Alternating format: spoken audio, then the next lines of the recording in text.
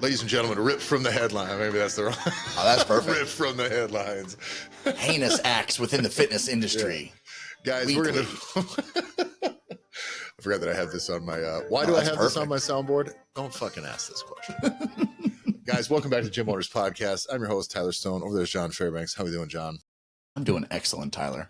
Today's show, ripped from the headlines. We're going to go through some just news, updates, trends in the fitness industry. It's something we want to do more often than us just coming in here and yelling shit And you about know why? shit we hate or telling you what to do or why to do shit. And the reason is because we get a bunch of fucking feedback where everybody loves us shitting on the headline. So now we're not shitting on you directly because we do use you a lot. And now we get to shit on other people.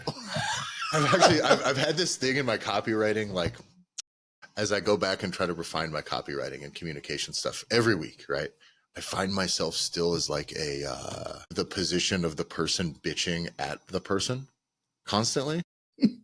Yeah. Like that's like the stance I end up taking. And I realize when I go back and read, it's like, that comes off as very confrontational and maybe like a little bit off-putting. And I just keep forgetting that when I'm trying to convince somebody, like, hey, there's a lot of the, instead of saying like, you quit on your diet, that's why your diet didn't quit working, you quit fucking following your diet, you fucking idiot, or whatever it is that I say, when the reality is it's like what I should be saying is a lot of people quit on their diets don't quit on them. And that way the tone, literally that single shift in how I communicate that means like I'm not just I've been accused of just mansplaining on the internet for the entire duration of my fucking podcasting career for almost 10 years.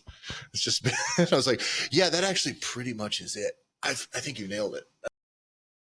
But anyway, so we're going to go in and instead of complaining about the royal you, not you specifically, the industry as a you, we're going to go through and hit some headlines, news, and trends. Before we get started, make sure you follow the show at the Gym Owners Podcast on Instagram. Follow me at Tyler F. Stone. And John, how can they find you? You can find me on Instagram at jbanksfl. Well, there's some new news. Let's just get right into the laws. 2 new laws passed. I'm sure, I don't know if there's more, but there was Illinois and New York. It was New York and New Jersey. Well, it came from the FTC, right? So it actually comes from like super top down, and we start to see New York and Illinois and a couple other spots really starting to like, they're stepping up and are already getting ahead of it. This law is basically, I'm not going to go in, I don't really care what the context it is in any other form, but how this affects gyms is this now will require gyms to accept cancellation via email, regardless of what's in your contract language, by the way, which is, I think, important too. But like, it's reasonable if I want to cancel my membership that I tell you, or if I need to do it, I can do it via email.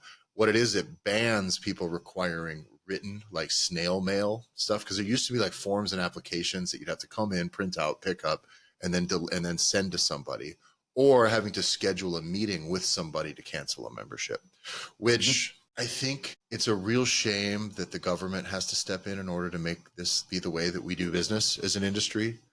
And if you were still doing business like this, and the FTC has to come in and say like, no, you can't just like give people an absolutely completely booked calendar for the next 3 months and tell them to be like, yeah, schedule an appointment with me and my next availability in 9 months, and then you can cancel then. That is so crooked. It kind of reminds me of a lot of the some of those gym launch, like the shit at the end, like we'll give you a little exit interview and then we'll try to do and you're just constantly trying to get another month, another 2 months, another 3 months out of these people, instead of just trying to get them what they want, which was either the results they came there for, or if they want out, fucking let them out.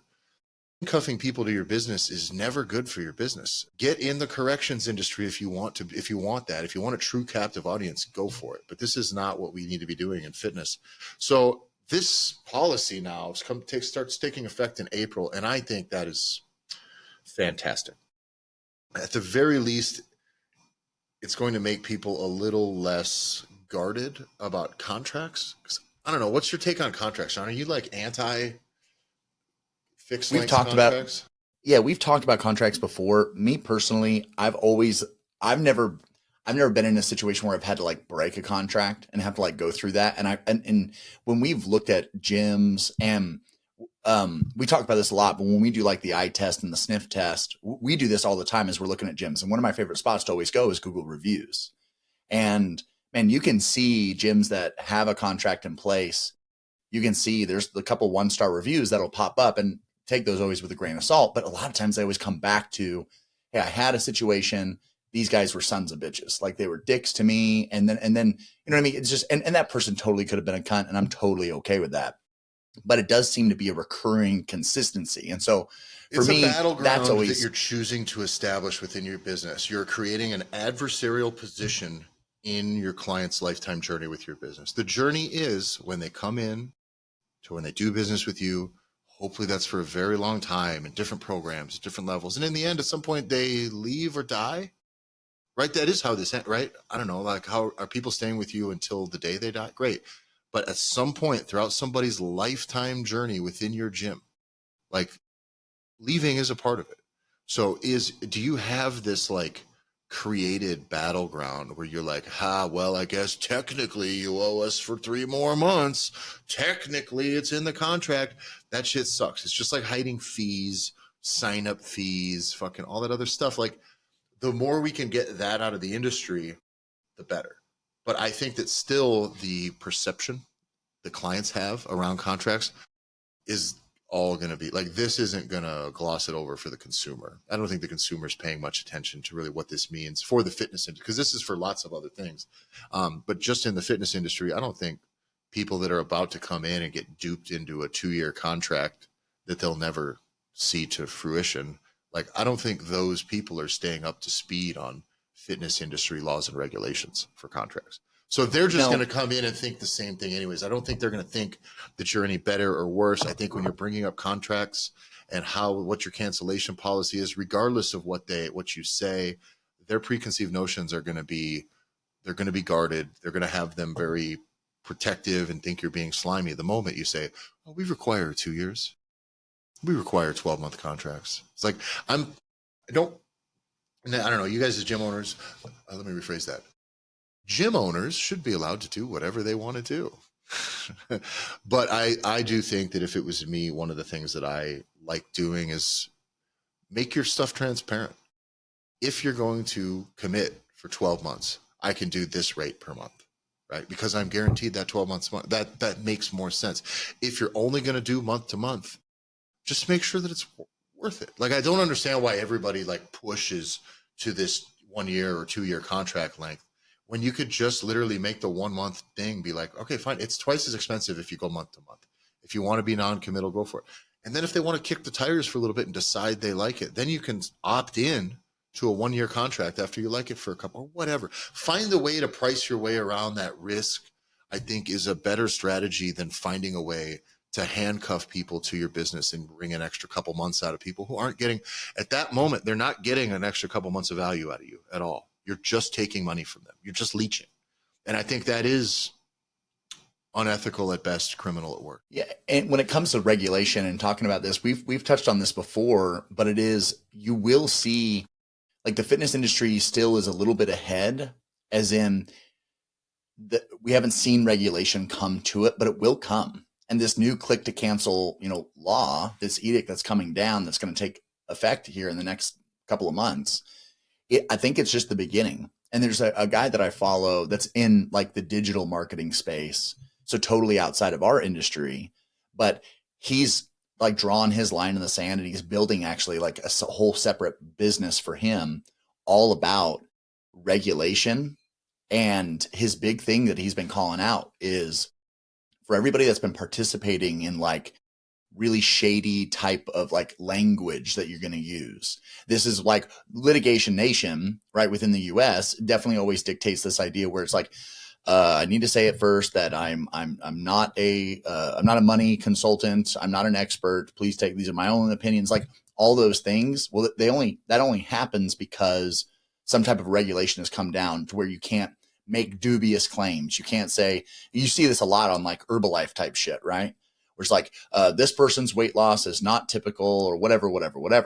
But they're calling out like, this is coming to the digital space. People will start to get sued. You will start to see the government step in because of how many bad actors that are out there. And so for me, this is a step in the right direction, but it should force a lot of us to look inward. And I think that's what you're calling out, which is like, are you doing things the right way for the customer, for the person that you're working with, these clients, or are you kind of doing some shady shit to lock them in and make it difficult for them? And I think throughout almost all of history, very few people are like the bad guys who are certain that they're the bad guys the whole time. You know what I mean?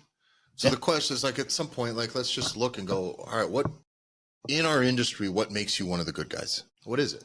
Like, what are the traits that would make you as a gym owner, as a personal trainer, or as a coach? What makes you one of the good guys versus one of the bad guys? It's not just like being one of the bad guys isn't just mean you make a lot of money doing it. That's not, that on its own has nothing to do with it. I do think what will make you one of the bad guys is when you are specifically choosing things that are to the detriment of the client, that have no value to them at all. Meaning forcing them into contract lengths to just give them commitment. And we like to gloss over that and say, well, someone who's committed for 2 years, that's a commitment, and that's what I want. And then great, cool.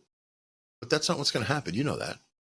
Especially if you're not good at your job. If all of your processes aligned, I'm going to rephrase that. As gym owners, are their processes aligned with making things like what's going to work for the client? Or do your clients think you're one of the good guys? Because, by the way, they're the ones whose vote actually matters in this, right? That's the truth. The people doing business with you decide whether you're one of the good guys or one of the bad guys. Not you, not the gym owner. That's not it. There's plenty of people out there who are going to say, nah, I'm one of the good guys. And everyone is like, no, fuck that guy. That guy fucking sucks. Absolutely. And you can blame it on your customers all you want. You can blame it on their lack of commitment, but that's really not the case. So what makes somebody one of the good guys? And I think that just being transparent up front with everything is a good start, right? We don't want to be disingenuous. We don't want bait and switch stuff about the money. I want expectations set from the beginning so that everybody knows. And now I know that the contract length people and the fucking fine print folks have their I's dotted and T's crossed. Of course, legally they're covered, but that doesn't make you one of the good guys being exempt from litigation because you had it all covered in fine print. Yeah, Okay? black and white. Because you're over here making crazy promises just to get them in the door that will never fucking happen either.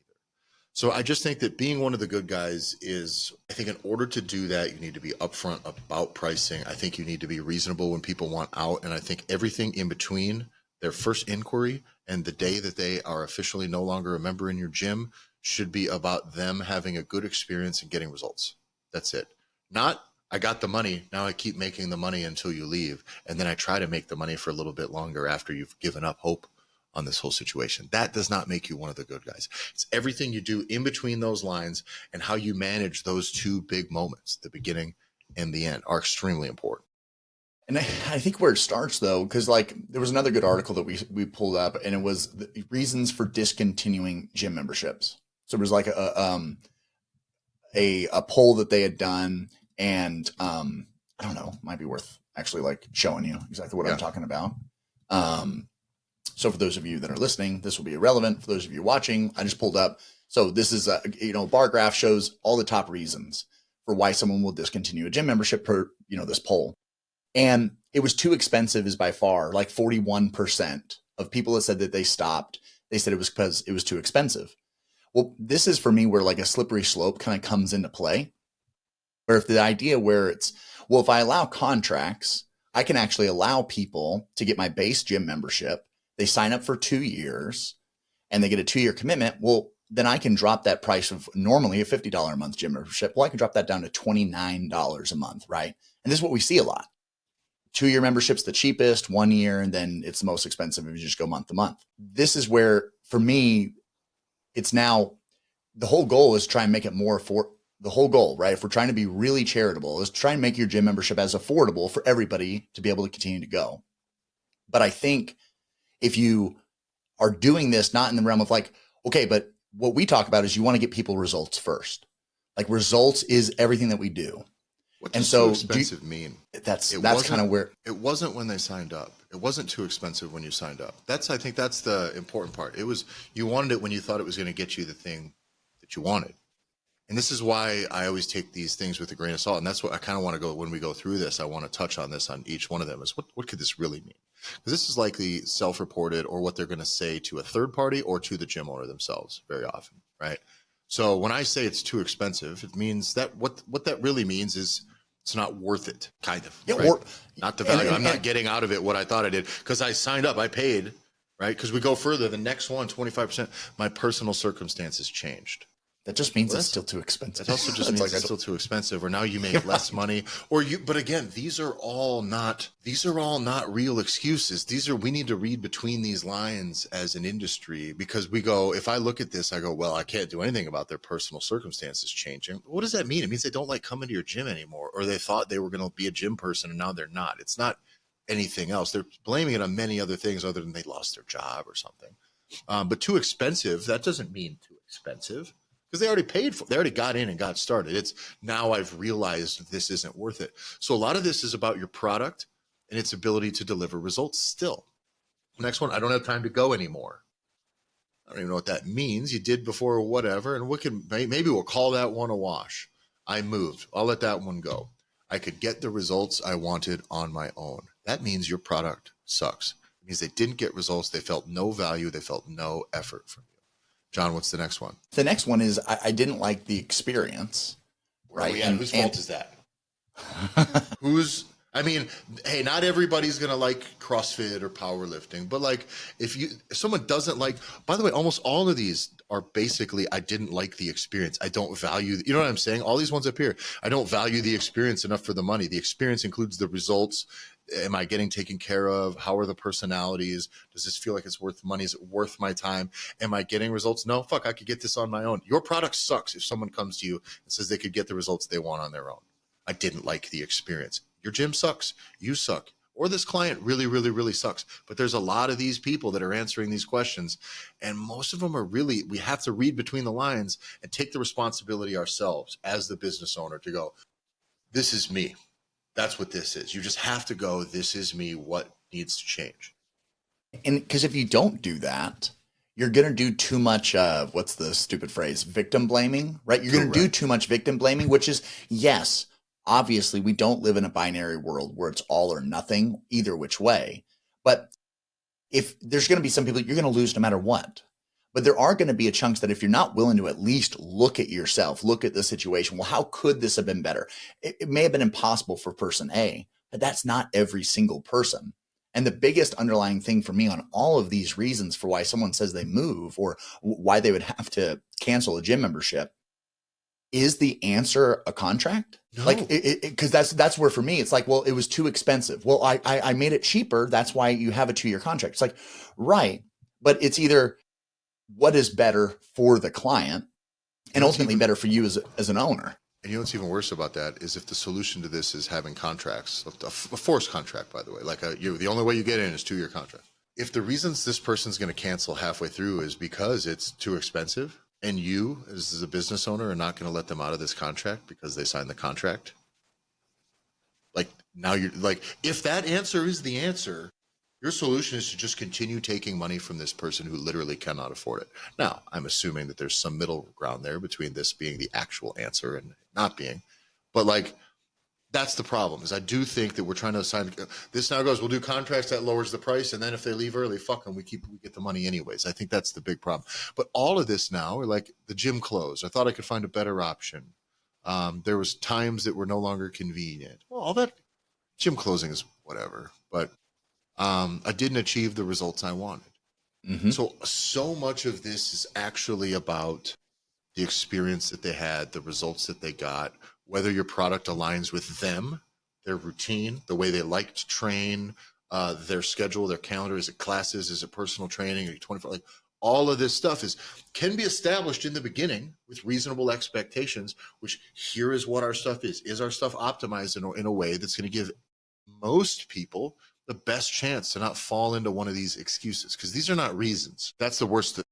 When they say reasons that people, that's not reasons. These are the excuses that they tell you. Correct. Because they're given, whereas I'm giving up on fitness and I'm not going to continue to work out on here. But because that's oftentimes when people leave a gym, they don't go to the other gym. I would love to see that data. Nobody ever says this. Like, whatever happened here, how many of these people were exercising regularly a month later somewhere else? Probably none. They didn't find something else that covered it. So they're actually not leaving because this is too expensive. They are choosing another thing, which is nothing.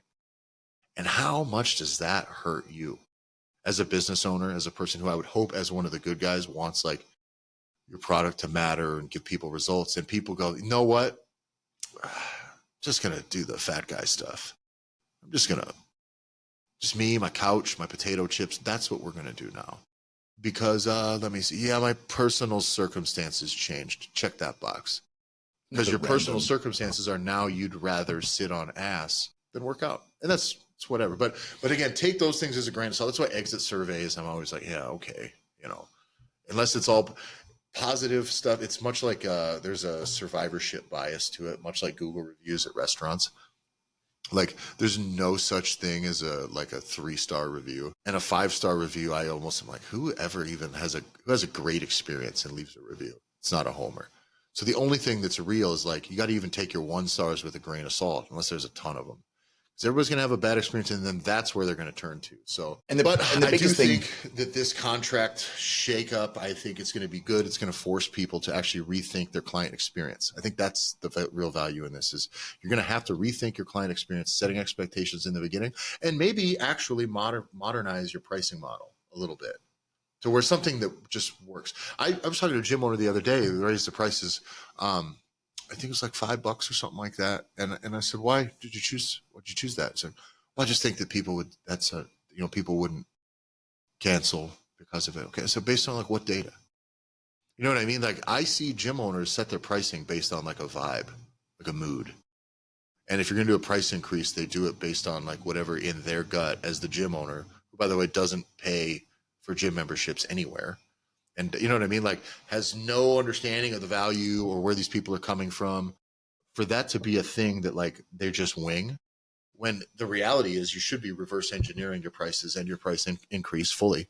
Like, okay, geez, if money's tight right now, how much money would I need to have extra in order for this to work with my current membership base? Perfect. How many people would I lose if I went to this number? Okay, let's build all that together. And now this is our logic-driven price increase. I don't have to tell the clients about all that fucking logic, but you should know.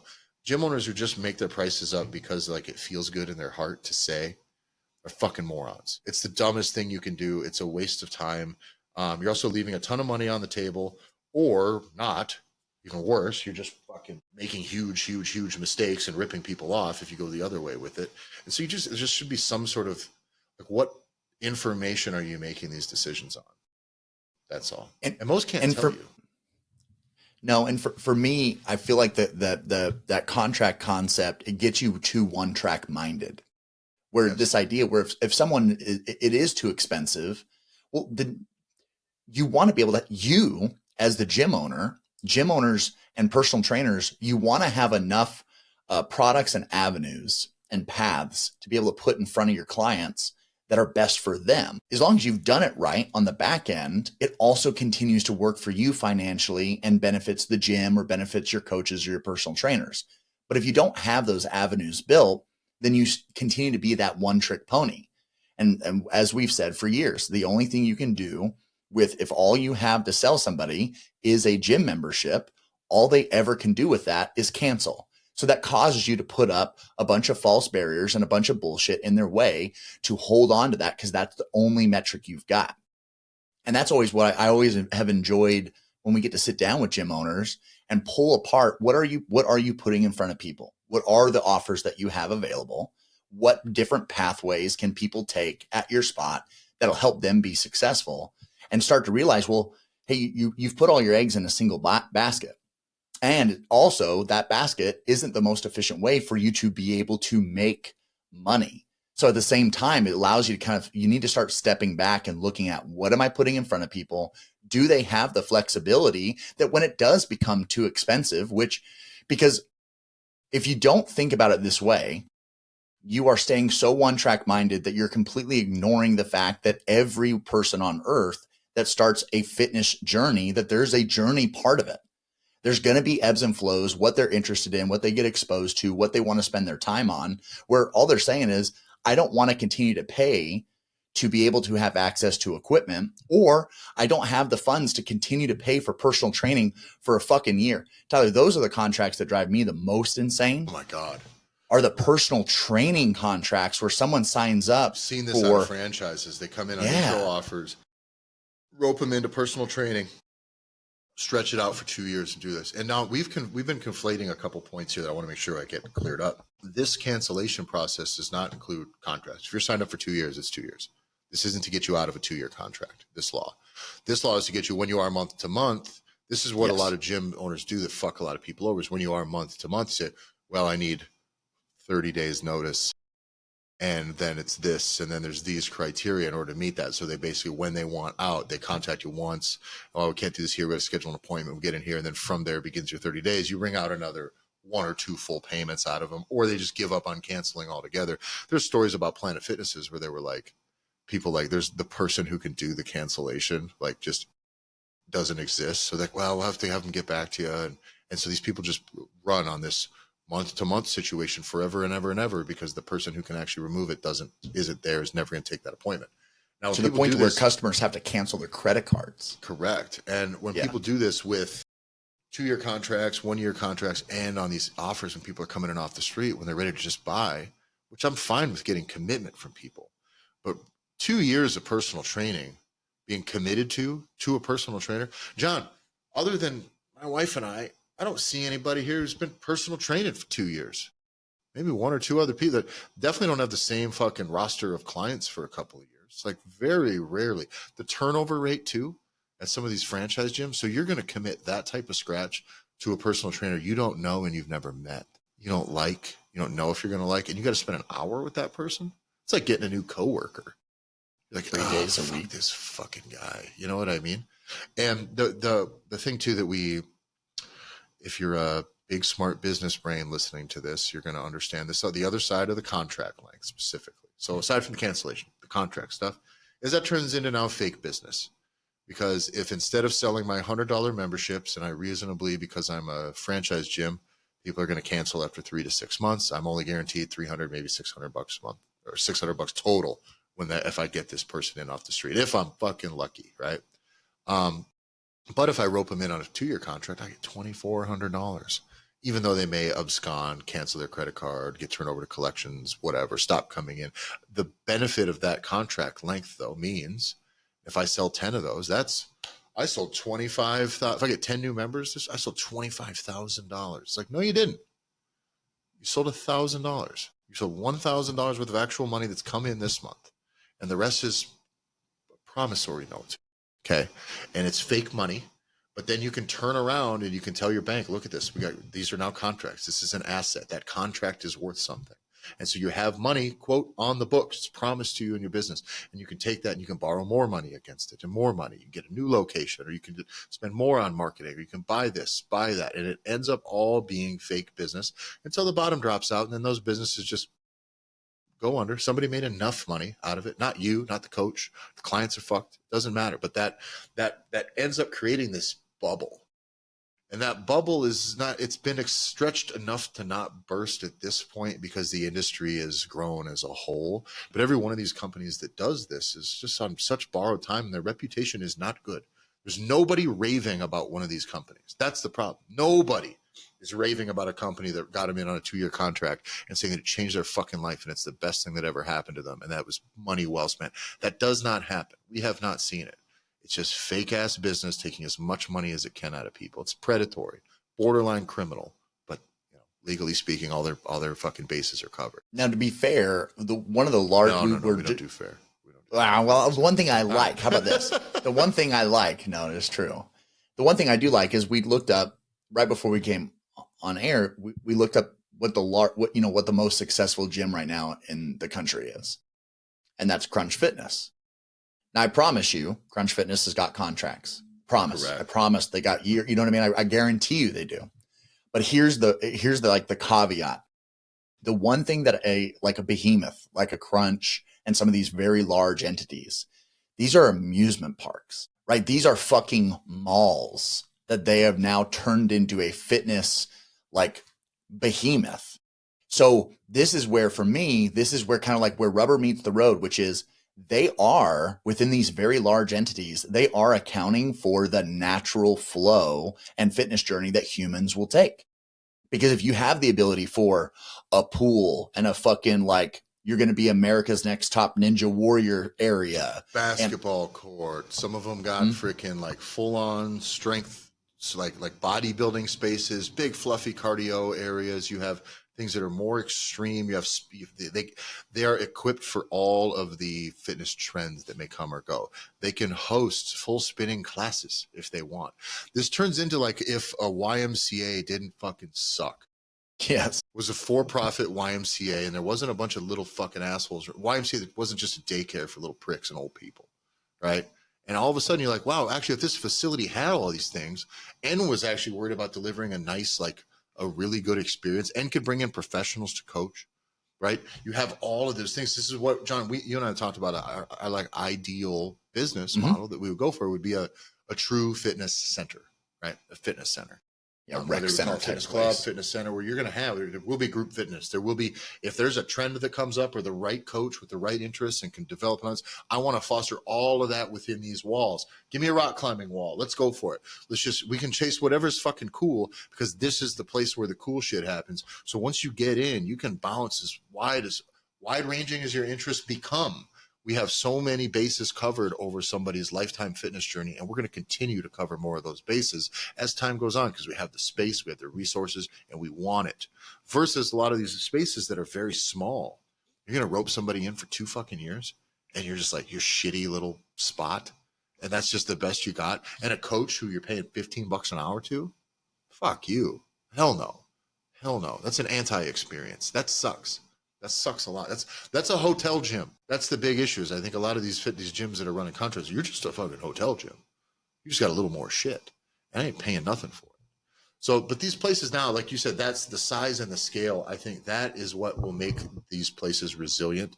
As long as there is a diverse interest, I think you either have to very much specialize if you have a large enough market to catch enough people that want that level of specialization, or you need to be large scale and you got to check a lot of different boxes, and then you can be everything to everybody. And I really do believe that in this industry, I think that's the best pathway for a community to grow in its health, meaning more people exercising, more people being active. Isn't me getting as many people as I can to do my functional fitness classes. It's that I get people into exercising, fitness, some strength training, we're lighting a fire and we're seeing where it burns. Okay. And we're making sure we can encourage it wherever it needs to go, so that that's where people are able to make progress based on their own interests. We're not forcing people into a box that they don't want to be in anymore. That way, if somebody wants out, it's like, we want to try something new. We're doing outdoor stuff here this summer. You want to try that? Like there's ways to shake this up, because novelty will always keep it interesting to people. If there's something new, that's the thing I think a lot of gyms fail to deliver on, is new experience, new equipment, new something, new goddamn anything, new face, paint the goddamn place, do something. Something's got to change. And this allows you to stay ahead of trends. You don't have to get super. And if you understand who you serve and what your purpose is, like what your niche is, like what do I do well, and then based off of your size, you get to then adjust what your pricing should be. The biggest thing we see people get in trouble is if you have a studio size space and then you're using large franchise pricing models, you're gonna get destroyed. And this is where you then can get very distracted, because guess what? The largest animals get to play with. We see lots of articles coming out about hybrid in-person coaching, where now big gyms are starting to completely remove personal trainers. Because one of the biggest problems virtual classes, which is I think that's just DVD fitness. That's all what we're really doing here, right? But for scale, that's what they want, because they don't want to manage people. They don't want to have. How are you going to, as a corporation? It's just like if McDonald's had to teach you how to cook. If the real outcome in the end was that when you come in here, you're going to learn how to make this burger yourself. And who from the top down is going to make sure that the employees are able to teach this stuff well enough to these people? That's a whole process. It's like, no. We can do so much connection, and there's too much human nature. Have a standardized operating procedure for that is tough, and it's going to not be good. So if you want to manage something and you got 3,000 members, and you want to be able to offer more.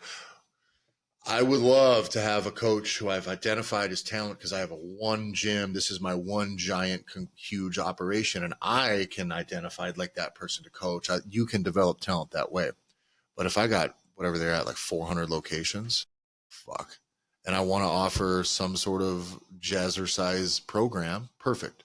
Well, that's going to be playing on this TV here at this day. That's a hell of a lot easier than me bringing someone in, training them how to do it, keeping them interested, managing their fucking schedule, paying them, make sure people like them. They're going to Peloton their way to covering a lot of these bases, like in a, what's the word I'm looking for? It's like a very minimum effective dose. It'll work for some people, but it doesn't need to work for the people.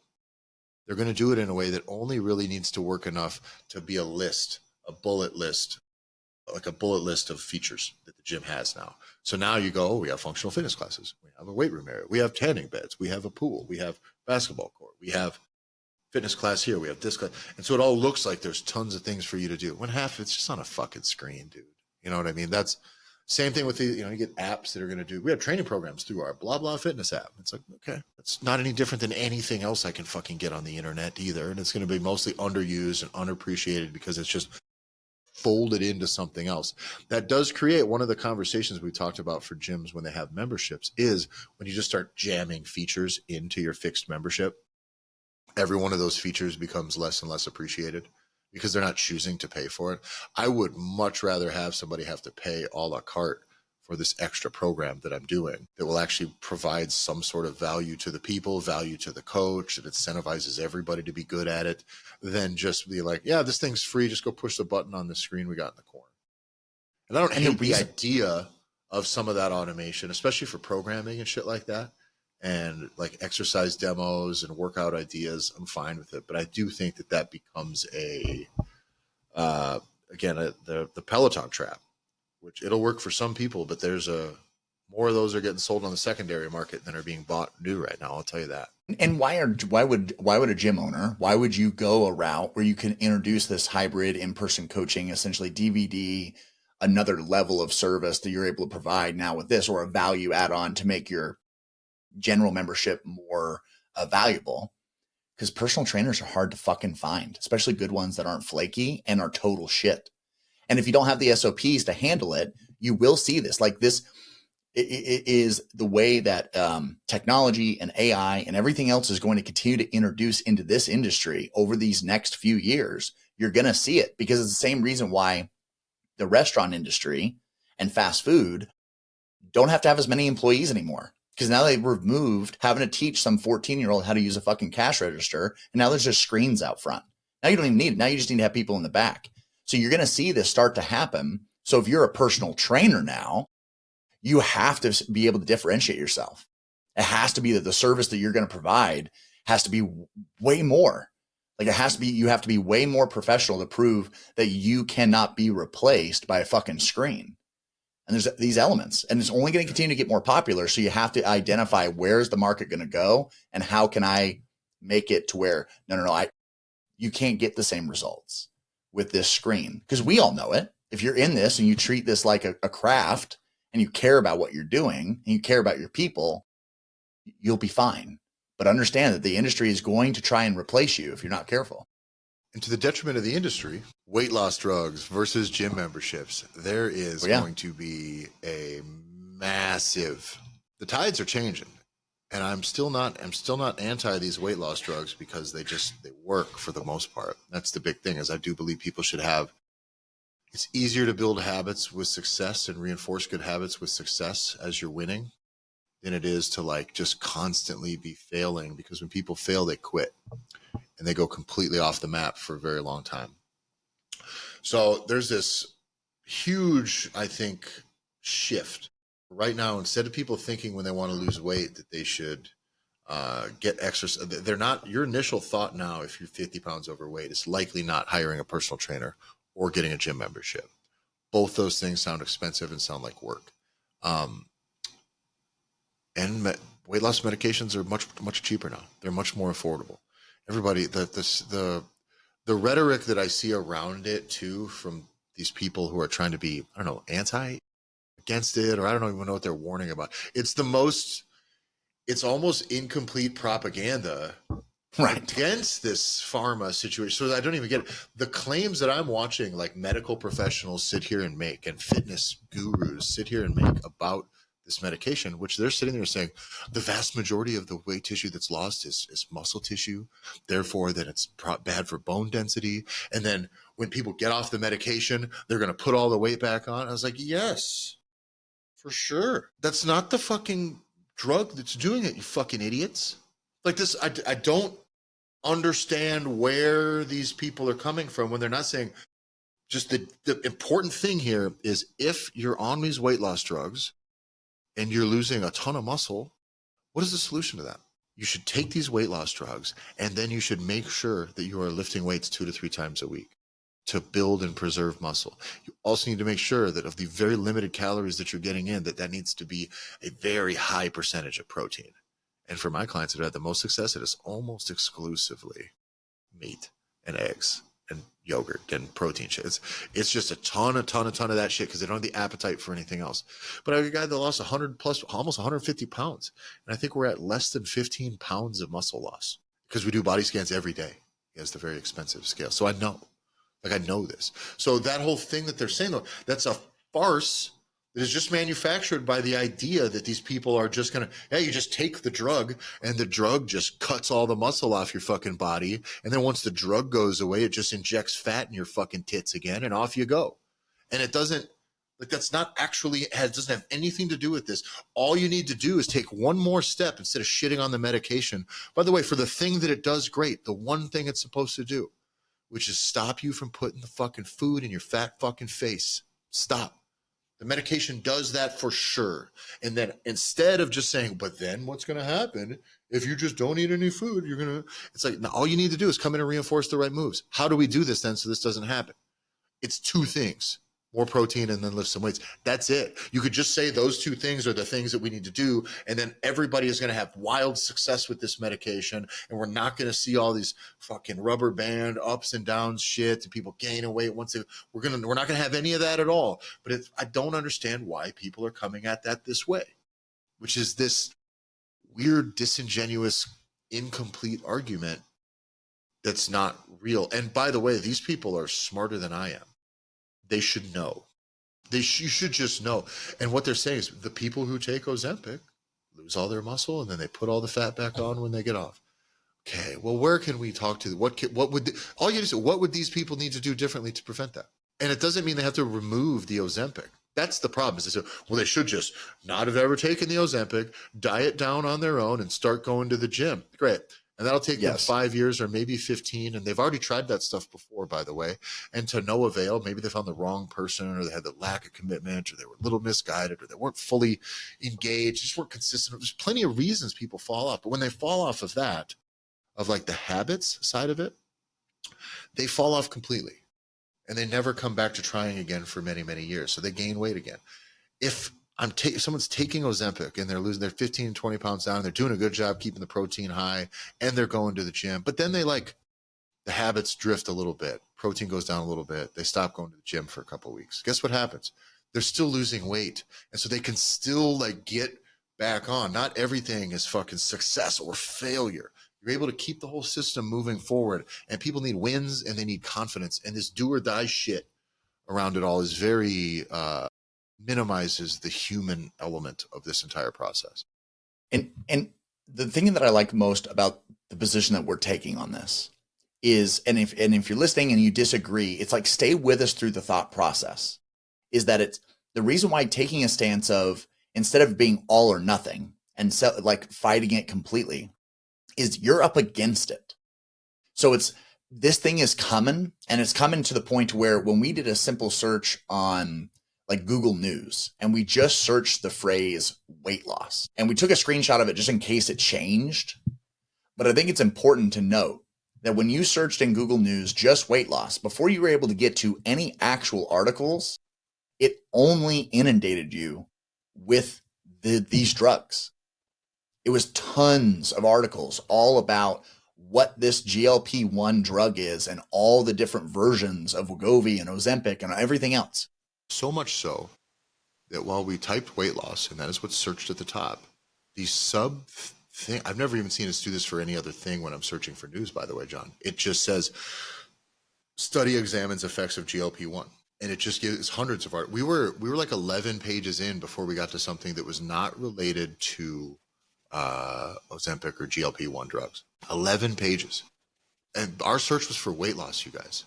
It's just the phrase weight loss. The phrase weight loss. That's it. And so that's why the only thing that's happening right now in weight loss that's moving the needle is this. And so since you have this it's a massive effort to put these drugs front and center for anyone that's thinking about weight loss, it is, you are going to, truthfully, you will die on the hill of saying it's bad, it's bad, it's bad. And maybe in 5 years, when we all find out everybody like fucking dies from taking it, that you'll be right. The problem is that anecdotally, there are people that are saying, you know what, this thing is here and it might be here to stay. So how do we work with it? Because people are going to fucking do it. Again, I take it as like the celibacy argument. Yes, you should wait till you are married to have sex so you don't have your fucking pecker fall off in the toilet. And you don't have a bunch of weird, I have, a teenage son. And I shared with him stories where it's like, I can't tell you how many friends I had and how many stories I've heard over the years where you got a 15, 16-year-old kid who's fucking sweating bullets at school because his girl is waiting to find out whether she's pregnant or not. That's fucked when you're that age. But guess what? He still was fucking her without a condom on. And What the fuck did you, I don't know how that happened. Yeah. So using that same rule that we know, which is going to be human nature, it doesn't matter. You are going to scream into the fucking void. And this thing is going to come, and your people that are around you are going to take the drug. So you get to decide, are you going to help those that are going to do it silently? And they're going to do it silently, and they're never going to fucking tell you because you're an asshole. Right. By the way, because you're an asshole about it. So all of the quote unquote downsides that are being thrown out about this medication, which is you lose all your muscle, and then you're not going to change any habits, so you're just going to get your appetite back.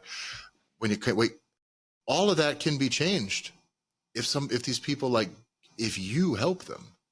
If people are on medication and they go, perfect, I would like to do this right.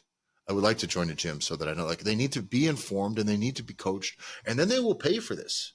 Either give somebody whatever it takes to take 100 pounds off of somebody's body. And if whether that's the meds or not, I promise you that person is looking to reinvest in whatever this new life is of theirs. I promise. Every client I've known who has clients who lose 15, 20 pounds, they get a little because they got to buy some new clothes, but it's not all life changing. You take someone who's 350 pounds and get them down to 200 pounds, and they are stoked about the fifth or third full wardrobe they've had to buy in 3 years, right? Fully stoked. They're buying workout clothes, nice workout shoes, dress clothes. I mean, you could never buy nice dress clothes when you're that big. They're excited about every single thing about this new life. Now that I joke with some of my clients who have lost a bunch of weight and look good, I call it hot guy life. I said, we're doing hot guy life now. We can't be, you can't be doing this shit now. You can't cut your fingernails. It's hot guy life. I'm dead serious. I had a client that I was like, what is this? You got to cut those. What do you mean? Sorry? Just cut your fucking nails. You're not fat anymore. You can't run around look like a slob. Go get some fucking nice clothes. What's the point of looking good if you're still going to kind of look like shit, dude? Clean up. Let's go. Get some. And then all of a sudden these guys come in these people get to buy jeans that fit, and they've never thought that they could wearing jeans that fit. Normal store. And when they have this new lease on life and all this new enthusiasm, trust me, they want to do more hot guy stuff, dude. What's the point of getting hot if not? Now I got to wear long sleeves at the gym? Not anymore. Fuck no. That these guys, that's when you stop wearing t-shirts at the pool. We ain't doing that anymore. It's a hot guy life. Okay, we're getting tan as fuck this summer. And so these people, once they get through this, they're ready to spend on all the things that they need to actually be successful, whether they're in the middle or at the end or whatever. But you got to be there for them, because if we are alienating people who choose this medication because of those two downsides that are all they're really preaching about right now, we are the people that can mitigate those downsides. And by us turning their backs on them, we are the ones that are making those downsides worse. We are the ones that are amplifying the negative effects of the drug by us not being there to mitigate those two issues. You need more protein, you need to lift some weights. That's fucking it. All you got to do is say that and help people do that, and you will make Ozempic 100 times more successful for them than any other doctor that could have sold them on it would be. Because if we don't, because this is also the more, and this, I do genuinely mean this, is that this is the scary part of the popularity. Yeah. And you just hovered it on our notes. It's what's the most dangerous for this is that if we turn our backs on it, we don't show, hey, yes, there could be risks with this. That remains to be seen. But if we're going to go for it, then we want to mitigate those risks with all the things that we already know we do well. Because if we don't propose that as the solution, we turn our backs on it completely. The problem is that these articles that are coming out and what people are talking about it is that it's weight loss drugs versus gym memberships. How has the weight loss drugs ended the era of lifestyle changes and how Ozempic is changing the way we think about diet and exercise? This is the biggest problem. What's being proposed is you don't have to go to the gym anymore. All you got to do is take this drug. It's been the thing we've talked about for years, which is what if you could take a magic pill and you could just look better? And they're proposing it as that. And holy fuck, that's a serious problem for all the reasons why those of you that are anti are anti. However, the thing now is if we remove ourselves from this equation, it's now us versus that. That's not the math that people are doing. Correct. Right now, the math that the equation that the consumer, your obese consumer, the two things that are on their side right now that they're weighing on the scales of fatness here, right? One side is I can take this medication and I can lose the weight and I can look better. In spite of all of my previous failings before in this endeavor, it will work now. That's enticing. The other one is body positivity. Just actually, like, you don't need to lose the weight. Mm-hmm. Beautiful, just the way. That's honestly is I think where a lot of these people are sitting is if I want to lose the weight, I will do this, and I don't need to lose the weight. And so anytime we're shitting on Ozempic, I don't think we're convincing people to join your fucking gym or to eat more fucking broccoli. That's not the math that these people are thinking of. They go, okay, well then if I shouldn't take Ozempic because the fit guy with abs tells me it's bad for me or that I'm being lazy, well, who's he to tell me that there's anything wrong with the way that I look? People just get defensive, I guess is what I'm getting at. They get defensive and they get their guard up. When they get their guard up, they go, I can justify the way that I look. It's okay. I don't hate myself. I'll say out loud or whatever. That ends up, I think, actually what we're doing is we're driving people into a totally other fork in the road for the most part. Exactly. So they're not choosing between, people are choosing between trying to lose weight and not trying to lose weight. They're not choosing between these two different ways to try to lose weight. They're not. That's not their choice. So whichever way they think is going to work, and right now, what has a very high likelihood of success in their eyes? The gyms and the working out and the exercising and dieting that's been hard and that caused them so much failure over their life, or this thing that everybody universally says works. They're not choosing you if they're choosing between those two things. They're just not going to. So don't create an adversarial relationship with people over this subject. That's all I mean, is because like you can still be there for them throughout this process. Because it's such an opportunity. Like we've talked about this before, but again, it's the people that are going to reach out for a pharmaceutical solution, truly, that need it. We're not talking about fucking like Ariana Grande fucking taking Ozempic, right? To like get more. I'm still like half tempted to try it. As I do my next cut, I'm like, can I just do like 6 weeks? Just to know what it feels like. If you don't think that strongmen and bodybuilders, when they're doing their anyway, well, I've already read some of this too in bodybuilding forums where guys like for the later phases of their cuts, when it's just like normally so miserable because of the appetite, they're like, yeah, at least this just cuts the appetite, which I think is probably like, man, you're already there. Like you're just using it to make it easier. But I don't know, what is it for? I'm not taking it out of some fucking poor fat kid's mouth. You know what I mean? Like, whatever. And what we always hit on is this idea of there's such a large audience of people that are a large pool of people that are in all of your communities that need help. They need to get to your gym, but many of them are too many steps away. And that's where, for me, I view this as an opportunity where people that were never going to step foot in your gym will try Ozempic. They will try these drugs because they may be, they are suffering with pre-diabetes. They may, and there's no way they're never going to go lift weights. They're not going to go fucking to your gym yet.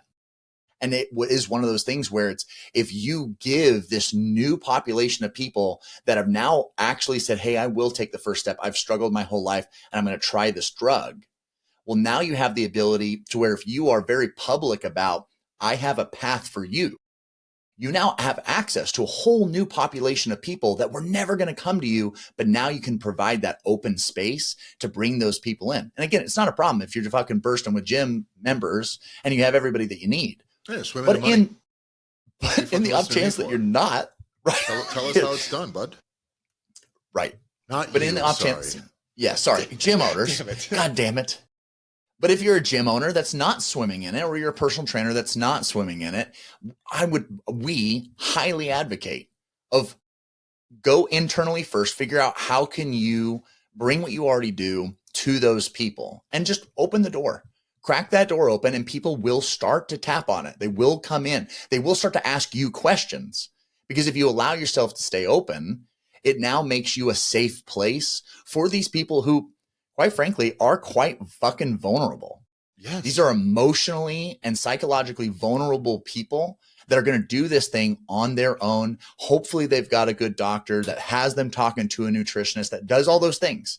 But in the strong chance that that's not the case, and that doctor is going to go for a cash grab. My client's doctor told him they recommend people get about 50 grams of protein a day. And you're obviously your client's 50 pounds. Yeah. This total is a body weight. 60-pound man. It's like, fuck me. You just forget that like the smart people can be fucking morons too, And I think that's what we're dealing with, I think, in this thing. When I was talking with the client, we'll get going, we're wrapping up here, but I was talking with a guy I was training with this morning. Similar discussion in that, of a lot of the science and diet, the science-based nutrition stuff that's out there on the internet is just devoid of the human experience so often. And when we preach about things in moderation, and I'm all about not demonizing food groups and not demonizing ice cream and all the stuff, but you can't be doing bad habits stuff all the time when we're trying to change lots of your habits. So I don't need somebody coming to me with an article or with a clip of Mike Israetel saying ice cream's totally fine. You just need to have it in moderation as long as your calories are low and you have enough calories built into your day. It's like, sure. This is not the problem that someone who's 100 pounds overweight is dealing with, is knowing how many extra calories that they have. And trust me, they're so far from that, getting to that point and understanding that with any amount of consistency, that I'm just not introducing fucking high octane fuel like ice cream and pizza into the mix right now. We're just not going to do that. There's room for it somewhere, but not on that has to be an exception until we are able to fold it into some sort of normal operating system. And so much of that is devoid of humans. We're talking about the body and studies and outcomes, and we're not dealing with, what's the two things that a human needs to hear to have this not be the fucking problem fully. And that's what I mean, is all these studies that are coming out saying that about Ozempic and the negative outcomes. You'll gain the weight, and then what you're going to lose is all going to be muscle, and you're going to look worse. You'll just look smaller. Let's do a control for people that then actually eat are we going to do more science, or are we done? That's what I don't understand. Are we just done with the science on this? Okay, so let's control for protein, let's control for resistance training, and then let's go. There's plenty of people doing this drug. Can we do a little bit more science here so that we can make sure that we're not just going the wrong direction on this? It's very similar to the way the More Plates, More Dates guy was on Rogan a while back. He was talking about one of the drug laws that Biden had passed way back when in the 90s. That was kind of like an anti-steroid. It was like a reactionary thing to the steroid situation in baseball. But what that basically did was now made, because we're basically 30 years less research on how to make these chemicals better, safer, with less side effects and shit. And now they're all just completely underground. There's no real science done on most of the compounds now. We haven't even there's been a whole basically complete moratorium on the ability to do good research on just performance enhancing drugs. You just can't. And it's geez, it seems like there's a lot of solutions in enhancing our performance. There's a lot of solutions for health in just performing better. Being healthier is by nature better performance. So somewhere in there we can find a way, but everything has to be demonized, yes or no, good or bad, healthy, trademark. not healthy. And that's the nature of it right now. And I don't believe that we can continue to do this polarized conversation about this shit at all. I don't think that that's worth it. I don't think it's worth anyone's effort. And it is hurting, just like the lack of performance enhancing drug research for the last 30 years. That rhetoric around these weight loss drugs now, it is hurting the people who could actually benefit from them the most.